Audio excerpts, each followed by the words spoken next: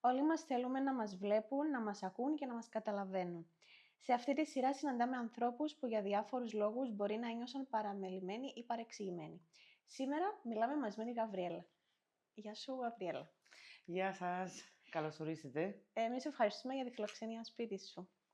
Έτσι, πες μας, να πούμε ότι θα μιλήσουμε για τον γιο σου και για τον γιο σου, τον Νικόλα. Ναι. Έτσι.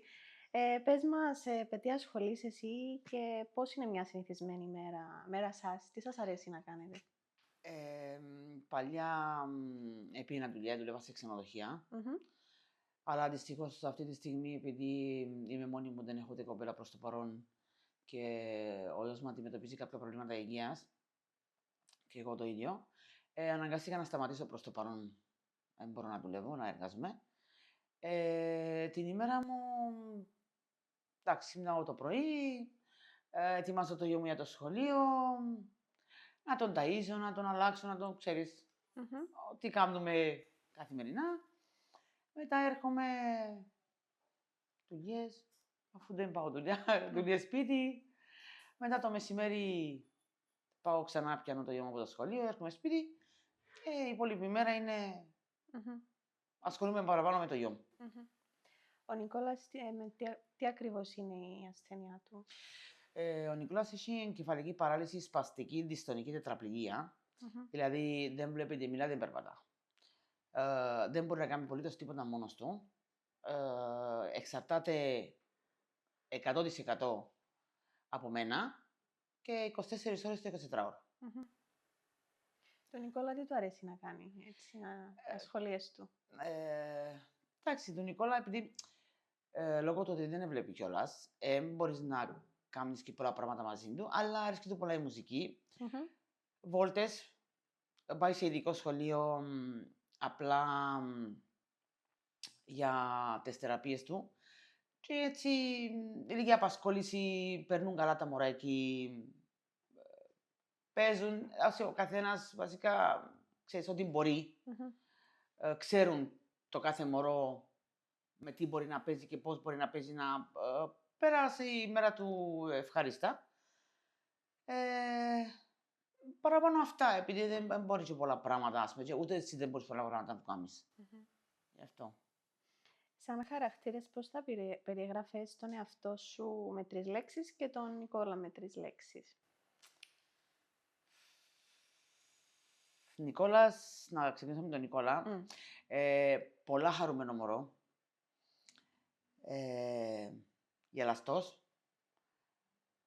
Και πώς θα σου πω, εγώ παίρνω δύναμη από τον Νικόλα, να σου πω την αλήθεια.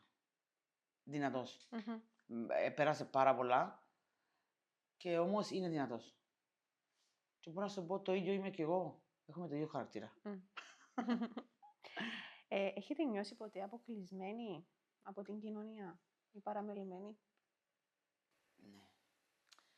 Κοίτα, τώρα δεν ξέρω αν παίζει ρόλο επειδή είμαι ξένη. Εγώ είμαι από Ρουμανία. Μμμ. Αλλά ναι, κάποιες φορές ναι. Υπάρχει και καλός κόσμος, υπάρχει και κακός κόσμος. Μμμ. Που κόσμος που μπορεί να σε καταλάβει, κόσμος που δεν θέλει να σε καταλάβει. Εντάξει, εγώ δεν δίνω σημασία σε αυτά τα πράγματα. Εγώ κρατώ μόνο τους καλούς φίλους, Μμμ. τους καλούς συναδέρφους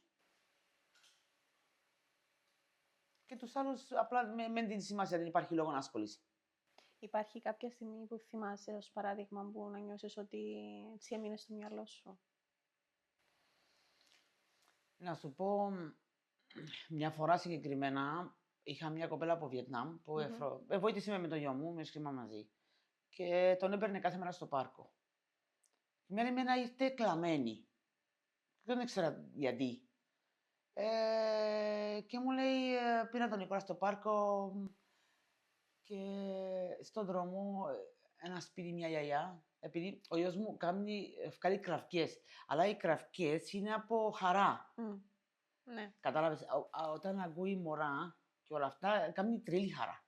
Και φωνάζει. Έτσι εκφράζεται, δεν μπορεί να τον, ξέρεις, να του κλείσεις το στόμα. Εμείς μιλάμε. Είτε τιμωμένα, είτε χαρούμενα, είτε οτιδήποτε. Αυτά τα μωρά με κραυκές. Έτσι εκφράζονται.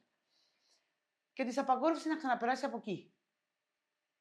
Γιατί φωνάζει ο Νικόλας. Και μια άλλη μαμά είχε ένα κοριτσάκι μαζί της, πήγε να χαϊδέψει τον Νικόλα και κυριολεκτικά τράβησε την. Αυτά τα μωρά δεν έχουν κάτι κολλητικό. Κατάλαβες. Ναι. Γι' αυτό εμένα εδώ η γειτόνισσα μου, από την ημέρα που γέννησε την κόρη της, τη φέρνει κάθε μέρα εδώ. Για να συνηθίσει τις κραυγές του Νικόλα, να συνηθίσει τον Νικόλα, επειδή εντάξει, τα μωρά φοβούνται, η αλήθεια έτσι είναι, επειδή δεν ξέρουν τι είναι και βλέπουν έτσι ένα μεγάλο αγόρι, ας πούμε, σε έτσι καρότσι, λέει, γιατί δεν είναι σαν εμένα, περπατά, γιατί. Και απλά να συνηθίσει, ξέρει, να αποδεχτεί και κάτι διαφορετικό. Ναι. Γιατί αυτά τα μωρά είναι διαφορετικά από εμάς. Τούτο το περιστατικό με την γιαγιά και με τη μάμα ενόχλησε εμένα, από την αλήθεια, στην αρχή. Τώρα δεν δίνω σημασία, ναι. Στην αρχή με ενοχλούσαν τούτα τα πράγματα. Γιατί και εδώ η κοινωνία κανονικά θα έπρεπε, η γνώμη μου τώρα, στα σχολεία, μπορεί οι γονείς να μην έχουν το χρόνο σπίτι, αλλά στα σχολεία που παίρνουν τα μωρά δημοτικού, γυμνάζιου, λυκείου, εκδρομές, μπορούν να τα πάρουν και σε έτσι ιδρύματα. Να δουν ότι αυτά τα παιδιά δεν κάνουν κάτι κακό. Κραυκίζουν γιατί έτσι εκφράζονται. Δεν μπορούν αλλιώς. Γιατί δεν μιλούν. Αλλά πρέπει η κοινωνία να αποδεχτούν και την διαφορετικότητα. Ναι. Έτσι είναι η γνώμη μου. Γιατί υπάρχουν και σχολεία τα οποία έχουν μονάδες με παιδιά με ειδικές ανάγκες. Άρα ουσιαστικά μεγαλώνουν και με την καθημερινότητά τους. Βιώνουν τούτα τα παιδάκια. Ναι, αλλά ξέρεις, επειδή ένα διάστημα δούλευα σε μια καντίνα σε ένα λύκειο που είχε μονάδα με τα παιδιά, εντάξει, περπατούσαν, εντάξει, νοητικά είχαν κάποιο πρόβλημα ή μπορεί να ήταν με σύνδρομο Down. Πολλά χαριτωμένα παιδιά, πολλά, μιλώ σου, παίρνεις τόση πολύ αγάπη από αυτά τα παιδιά. Και όμως άλλα παιδάκια, ναι, τους έκαναν παρέα, άλλα παιδάκια όμως τους κοροϊδεύαν. Είναι σωστό. Και τότε όλα εγώ πιστεύω ότι ξεκινά από το σπίτι. Σωστά. Κατάλαβες, από το σπίτι ξεκινά. Αλλά όμως και η κοινωνία μας, ενώ τα σχολεία, αν πες στο σπίτι οι γονείς δεν έχουν χρόνο ή δεν χίλια πράγματα. Τα σχολεία μπορούν να τους μαθαίνουν να δεχτούν την διαφορετικότητα. Γιατί τα μωρά, σαν το γιο μου, ας πούμε, το μόνο πράγμα που θέλουν λίγη αγάπη και λίγη σημασία. Τίποτα άλλο. Σωστά. Τι υποθέτουν συχνά οι άνθρωποι για σας πριν σας γνωρίσουν? Μπορεί να μην ξέρεις 100%, αλλά μπορεί να υποψιάζεσαι κάτι. Εντάξει, κοίτα, εγώ πάντα βάλω έτσι μια σπίδα να πω μπροστά. Επειδή και εγώ είμαι μόνη μου, ας πούμε, και κάπως πρέπει να προστατεύω τον εαυτό μου, γιατί δεν είναι όλος ο κόσμος καλός. Εμένα μου αρέσει να βοηθάω ο κόσμο. Εντάξει, έχω και λίγη τρέλα. Αλλά τώρα έχει άτομα που άμα με γνωρίζουν και θέλουν να με γνωρίζουν, βλέπουν την πραγματική την Γαβριέλα. Έχει άτομα που βρίσκουν μέχρι την ασπίδα και μετά δεν προχωρούν παρακάτω. Τι θα ήθελες να πεις σε όσους σε κρίνουν χωρίς να σας ξέρουν? Τι θα ήθελα? Τι θα ήθελες να πεις σε όσους σας κρίνουν χωρίς να σας ξέρουν? Θα ήθελα να πω ότι διάβαζε το βιβλίο πριν να το κρίνεις που το εξώφυλλο. Δεν μπορεί να κρίνεις κάποιος μόνο που την εμφάνιση. Πρέπει να το γνωρίσεις πρώτα. Ναι. Σωστά. Τι σας δίνει δύναμη και τι σας βοηθά στις πιο δύσκολες στιγμές? Το χαμόγελο του γιού μου. Η χαρά του. Εγώ βασικά παίρνω δύναμη από το γιο μου, να σου πω την αλήθεια. Όταν είναι καλά, είμαι και εγώ καλά. Όταν αυτός δεν είναι καλά, ούτε εγώ δεν είμαι καλά. Υπάρχουν άνθρωποι που σας στηρίζουν ιδιαίτερα? Ναι. Ποιοι είναι αυτοί? Έχω κάποιες φίλες μου που έχει χρόνια βασικά που είναι δίπλα μου. Ναι. Ποιες αλλαγές θα ήθελες να δεις στην κοινωνία? Οι αλλαγές στην κοινωνία, εγώ τα ήθελα, είπα σου και προηγουμένως, απλά να αποδεχτούν κάποια πράγματα. Εντάξει, δεν λέω ότι όλος ο κόσμος είναι το ίδιο, αλλά υπάρχει κόσμος που πολλά ψυχρός. Πολλά ψυχρός. Και ξέρεις, δεν ξέρεις ποτέ η ζωή τι μπορεί να σου φέρει. Σήμερα είμαι εγώ, αύριο ενώ ο Γιάννης, ενώ ο Κωστής, δεν ξέρεις ποτέ.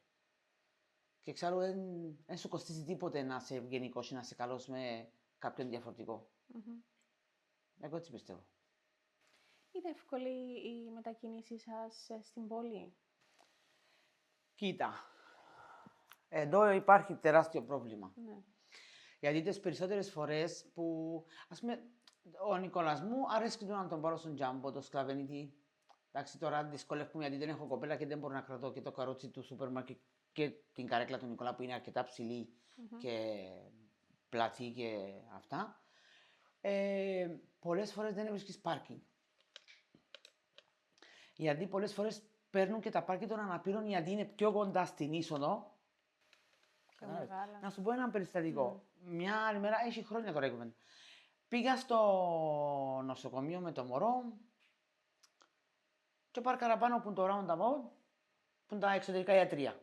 Και όλα τα πάρκινγκ εκεί είναι των αναπήρων. Δεν υπήρχε μόνο ένα πάρκινγκ. Τα άλλα αυτοκίνητα είχαν την μπλε την κάρτα. Το ένα αυτοκίνητο δεν το είχε. Τυχαία εκείνη την ώρα έρχεται η κοπέλα που είχε το αυτοκίνητο και λέω ότι συγγνώμη, λέω ότι έχεις κάρτα, λέει μου, όχι, λέω ότι εδώ είναι ανάπηρος. Είμαι πολύτεχνη. Τι σχέση έχει? Λέω ότι ναι, πολύτεχνη, αλλά εδώ είναι οι ανάπηρους. Εν τω μεταξύ, πολυτεχνή, βάστα ένα μωράκι πρέπει να ήταν 4-5 χρονών. Μόνο ένα μωράκι μες στο αυτοκίνητο. Είμαι πολύτεχνη εγώ. Ναι, καταλαβαίνω, είσαι πολύτεχνη, δεν είσαι ανάπηρη όμως. Εδώ δεν είναι πολυτέχνης, είναι ανάπηρος. Ούτε καρότσι είναι το μωρό. Τίποτα, όχι, τίποτα. Κανονικό μωρό. Άνοιξε την πόρτα, κατέβηκε το μωρό από το αυτοκίνητο.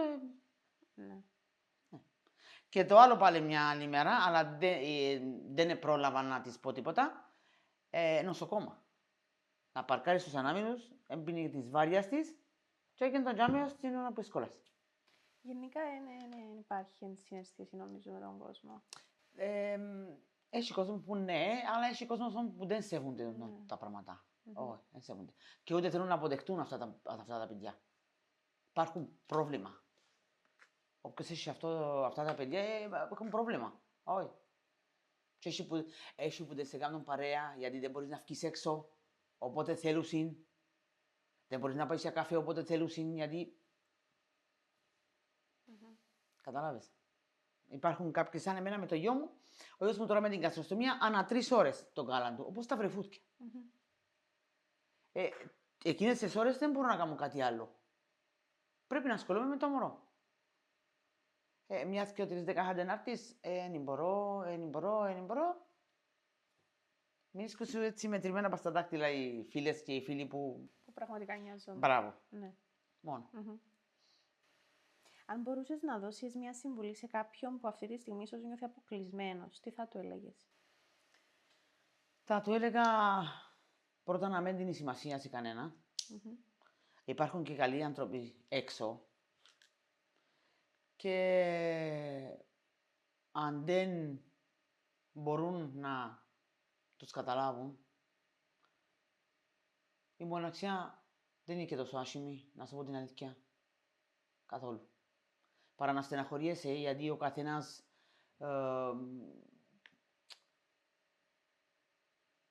άντε τώρα, δεν μπορώ να πω για καφέ, έτσι θα έρθει η φίλη μου, ας με η τάδε, ξέρω εγώ. Κανένα πρόβλημα. Εγώ, άμα έχω το γιο μου και καλά, πίστεψε με, δεν με ενδιαφέρει τίποτε. Ούτε αν πάω για καφέ, ούτε αν έρχονται σπίτι μου για καφέ, με απασχολεί τούτο. Δεν τα στεναχωρείται για τούτο. Πάμε τώρα στο κομμάτι της υγείας και στο σύστημα υγείας. Πώς ήταν οι εμπειρίες σας με το σύστημα υγείας στην Κύπρο? Κοίταξε, είχαμε και καλές εμπειρίες, είχαμε και κακές. Παντού είναι έτσι, δεν είναι μόνο στην Κύπρο. Απλώς εγώ, η γνώμη μου, ας πούμε, δική μου, σαν τα μωρά με ειδικές ανάγκες όταν πάμε και πρώτες βοήθειες π.χ., Παλιά υπήρχαν ταμπέλες που έγραφαν ότι τα άτομα με αναπηρία έχουν προτεραιότητα. Εμένα έτυχε πολλές φορές να μην έχουν προτεραιότητα, να είναι τελευταίοι. Βασικά εξαρτάται και με τη βάρια, ποια βάρια πετυχαίνεις, ας πούμε. Υπήρχαν φορές όμως που, ναι, πολλά γρήγορα και πολλά... Και όταν νοσηλεύονται μέσα. Η γνώμη μου θα ήταν ότι αυτά τα παιδιά χρειάζονται μόνα τους σε δωμάτιο. Γιατί μπορεί να μην κοιμάται τη νύχτα, μπορεί να βγάλουν κραυγές, μπορεί χίλια πράγματα μπορεί να συμβούν, ξέρεις. Μπορεί να κολλήσουν κάτι που κάποιος άλλος ασθενής όπως το ίδιο μου μια φορά πήγαμε με σπασμούς και τελικά κόλλησε στα φιλόκοκο στο αίμα. Επειδή ήμασταν σε ένα δωμάτιο που ήταν 4 κρεβάτια. Κούχου ένας, κούχου άλλος, στο τέλος κόλλησε. Νιώθεις ότι σας αντιμετωπίζουν με σεβασμό και την απαραίτητη προσοχή? Τις περισσότερες φορές ναι. Εξαρτάται βασικά και σε ποιον ιατρός διάς και καμιά φορά η διάθεση του πώς είναι, η ημέρα του πώς ήταν. Εντάξει, είμαστε ανθρώποι όλοι στο κάτω-κάτω. Ας πούμε, ούτε εμείς δεν είμαστε συνέχεια με το χαμόγελο και υπάρχει κάποια στιγμή που κάποιος ευρέθηκε την ώρα που... σε ακατάλληλη στιγμή, ας πούμε. Ναι. Αλλά γενικά ναι. Γενικά με το Γενικό Νοσοκομείο Λεμεσό είμαι ευχαριστημένη, να σου πω την αλήθεια. Νιώσες ότι οι γιατροί, νοσηλευτές ή άλλων προσωπικών υγείας σας αγνόησαν, δεν σας κατάλαβαν, σας εκρίναν? Πριν χρόνια ήταν πολλά πιο δύσκολο τούτο, αλλά τώρα όμως ευελτιώθηκαν αρκετά, για να σου πω την αλήθεια. Ναι, εγώ ήμουν στο Β' Θάλαμο, μηνός ήταν εξαιρετικοί όλοι τους. Και οι νοσοκόμες, και οι καθαρίστρες, και οι σύστερ, και οι γιατροί, όλοι. Δεν, ας πούμε, να ζητήσω βοήθεια και να μην με βοηθήσουν. Δεν υπάρχει έτσι περίπτωση. Και με τον Νικόλα, ξέρεις, είναι πολλά σημαντικό. Ας πούμε, είμαι νοσοκόμα. Μπαίνω στο δωμάτιο. Γεια σας, γεια σας. Γεια σου, Νικόλα μου, σε καλά? Είναι πολλά σημαντικό το πράγμα. Όχι απλά να πάει να πιέσεις μια πίεση χωρίς να μια... Επειδή τούτα τα μωρά, ξέρεις, μπορεί να μην βλέπουν, αλλά αγούν. Και εκείνο που να πάει, σαν εσύ, ας πούμε, να πάει σε ένα χώρο και αν δεν θα σου μιλήσουν, να πεις τώρα, ας πούμε, να που γίνεται, να που έκαμα, ας πούμε. Γιατί το να χαιρετάς, είναι που το θεώτουν τα πράγματα. Ξέρεις, νιώθουν και εκείνοι πιο...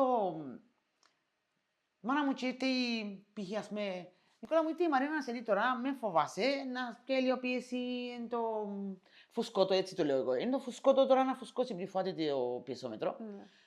Και έτσι προετοιμάζεις τους κάπου να μην φοβούνται, να μην... Διαφορετικό. Δίνεις τους το ok ότι είναι όλα ασφαλής τώρα. Ναι. Είναι πιο σημαντικό, επειδή ξέρεις, άμα δεν βλέπεις, φαντάσου εσύ τώρα, εγώ πολλές φορές έβαλα τον εαυτό μου στην θέση του. Έκλεισα τα μάτια μου και κάθομαι. Να έρθει κάποιος να σε πιάει. Πάει, ποιος είναι. Ξέρεις, κάπως φοάσαι. Ενώ άμα του μιλάς και λέει στον να έρθει έτσι, και να έρθει και η κοπέλα, Νικόλα μου, η Μαρίνα είμαι, να βάλουμε το φουσκωτό. Ξέρεις, είναι διαφορετικό. Και εκεί να ηρεμούν και μπορείς και οι νοσοκομεία.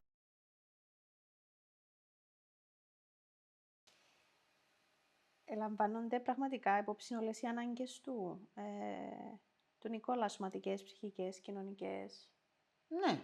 το σύστημα. Ναι, λέω σε τις περισσότερες φορές ναι. Έχεις νιώσει ποτέ ότι κάτι που όσα βίωσες απορρίφθηκε με τη λογική ότι είναι φυσιολογικό για την κατάσταση του Νικόλα, άρα θα του δώσω σημασία από τους γιατρούς? Ναι, υπήρχαν. Ναι, υπήρχαν. Τι περιστατικό, να σου πούμε. Τώρα να σου πω, δεν θυμάμαι, αλλά υπήρχαν φορές που εντάξει, είναι τίποτε, να περάσει. Ενώ μπορεί να το ελέγξεις πιο βαθιά, να το δεις παραπάνω σημασία, ας πούμε. Επειδή είναι έτσι όπως είναι. Αν ήταν κανονικό να πω εντάξει, αλλά τούτα τα μωρά είναι πολλά προβλεπτά.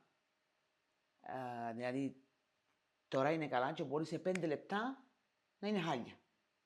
Το πάθαμε με τον Νικόλα. Να σου πω ένα περιστατικό που εγώ έπαθα σοκ, γιατί ήταν η πρώτη φορά που είδα στη ζωή μου έτσι πράγμα. Το 2000, ναι, ήταν ακριβώς την ημέρα των φώτων. Εξάπλωσα τον Νικόλα να ξεκουραστεί που ήταν στην καρέκλα το πρωί Και απλά έκανα έναν καφέ και κάτσα έξω να πιω έναν καφέ να ξεκουραστώ και εγώ 5 λεπτά.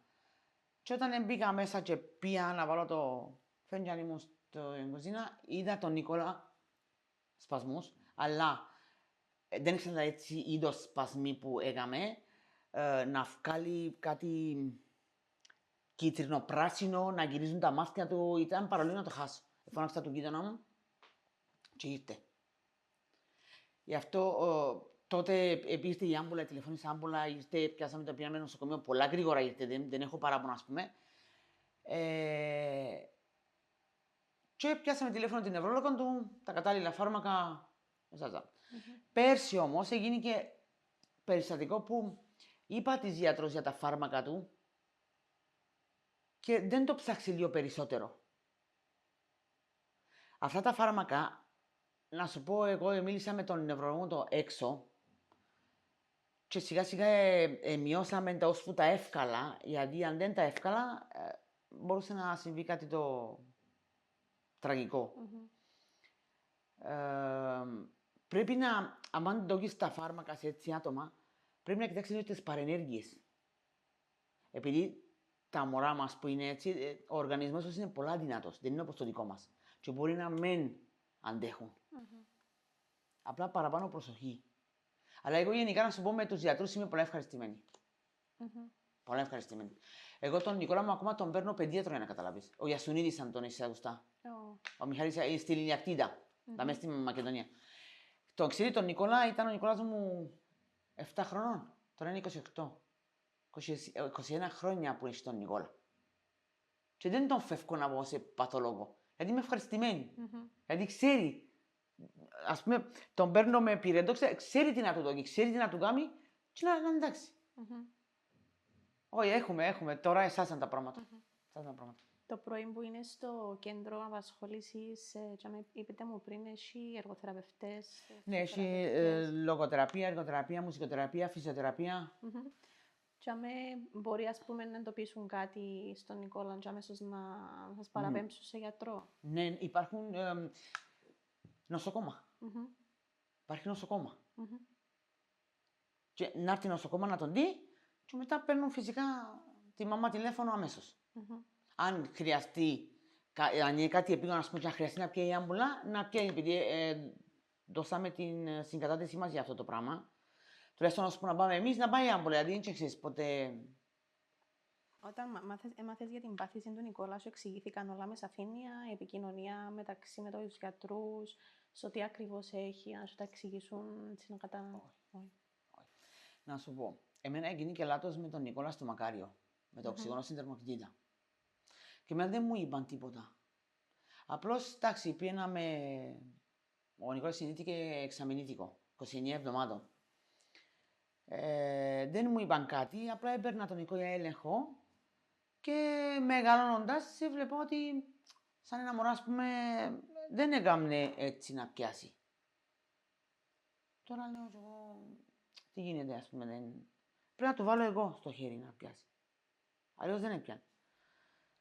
Και μια φορά που πήγα, τον έπειρα, είπα του γιατρού, γιατρέ, το και το, σαν να κάτι πάει χείλαιο του, επειδή είναι. Εντάξει, μετρά 3 μήνες πίσω, επειδή λύθηκε εξαμηνήτικο, να χρειαστεί λίγο φυσιοθεραπεία και είναι εντάξει. Και μου κλείσε ραντεβού. Έπαιρνα το στη Λιανίδου. Αν θυμάσαι, δεν ξέρω. Πετάνε σε ένα δυστύχημα στην Τσεχία. Παιδονευρολόγος. Με τους σπασμούς τους παιδικούς που ήταν στην αρχή, που ήταν 8 μήνων, επειδή εγώ δεν ήξερα τι είναι όλα αυτά. Και για μένα ξεκίνησαν να μου πούν ότι, ξέρεις, έτσι θα είναι η ζωή του Νικόλα. Αλλά στην αρχή δεν μου είπαν τίποτα. Ούτε ότι δεν βλέπω. Επηρεάστηκε το νευρικό σύστημα των ματιών από το οξυγόνο. Αργήσαν να τον βάλω στην θερμοκηπίδα και βάλαν του μεγάλη δόση και απότομη. Και είπατε βλάβη στον εγκεφάλο. Τούτο ήταν. Έχεις φοβηθεί έτσι να εκμυστηρευτείς κάτι σημαντικό για σένα, για τον Νικόλα, σε γιατρούς?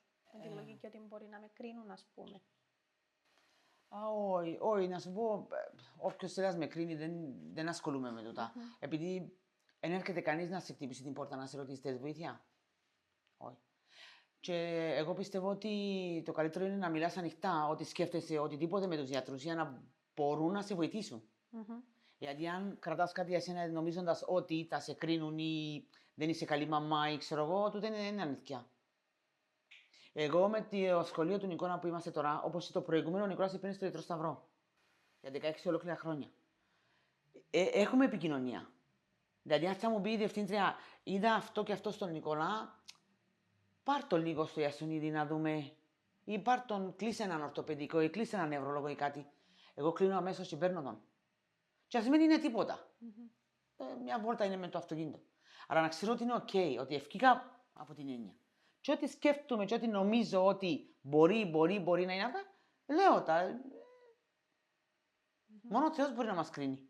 Όλους μας. Κανένας άλλος. Τι πιστεύεις ότι λείπει από το σύστημα υγείας, έτσι ώστε όλοι μας να νιώθουμε ασφαλείς και να ζούμε με αξιοπρέπεια? Νομίζω λίγο παραπάνω ανθρωπιά και κατανόηση και να σε καταλάβει λίγο καλύτερα. Εγώ πιστεύω τότε που λείπει. Υπάρχουν γιατροί που είναι OK, αλλά υπάρχουν γιατροί που είναι πολλά ψυχροί. Εσύ θέλεις να πεις τον πόνο σου και να με... καλύτερα σιώπα. Άρα, αν είχες κάποιον επαγγελματία υγείας τώρα μπροστά σου, τι θα του έλεγες? Θα του έλεγα ότι άλλαξαν τα πράγματα αρκετά προς το καλύτερα. Προς τα καλύτερα, ας πούμε, τα παλιά το νοσοκομείο που δεν ήταν και όλοι πήγαιναν έξω κλινικές. Και νομίζω ότι συνεχίζοντας έτσι θα έχουμε πιο καλό σύστημα υγείας. Δηλαδή χρειαζόμαστε. Να συνεχίζουν έτσι καλά. Τέλος, θέλω να μου πεις έτσι κάποιο μότο που κρατάς, κάποιο απόφθεγμα quote που κρατάς για τη ζωή σου και πορεύεσαι με αυτό. Πρώτον, έχω πολύ πίστη στο Θεό. Και πιστεύω ότι όταν ο Θεός διάσει ένα σταυρό να το κουβαλάς, βοηθάς και να το σηκώσεις, δεν θα σε αφήσει μόνη σου. Με πολύ πίστη, εγώ πιστεύω και ότι τα πάντα αντιμετωπίζετε. Εκτός του θάνατο, εντάξει. Σωστά. Μόνο εκείνο. Δυστυχώς έχουμε το μες στη ζωή μας, είναι μέρος της ζωής μας, αλλά δεν το αποδεκτούμε και ούτε να το αποδεκτούμε ποτέ. Και εμένα η μόνη φόβη που έχω είναι να μην πάθει κάτι ο γιος μου και να μείνω μόνη μου ή να μην πάθει εγώ κάτι και να μείνει μόνος του. Τίποτε άλλο. Όσο έχω το Θεό μαζί μου δεν φοβούμαι τίποτα και κανένα. Και ο γιος μου το ίδιο. Θέλω να σε ευχαριστήσω, Γαβριέλα, για την κουβέντα που είχαμε. Και εγώ. Να σου ευχηθώ και σαν και στον Νικόλα κάθε καλό, καλή συνέχεια. Ευχαριστώ πολύ. Και να είστε πάντα καλά. Και εσείς το ίδιο. Η Γαβριέλα μας έδειξε σήμερα πώς η δύναμη μπορεί να κρύβεται πίσω από μια ήσυχη φωνή. Καθένας μας αξίζει να τον βλέπουν για αυτό που είναι. Σας ευχαριστούμε που ήσασταν μαζί μας.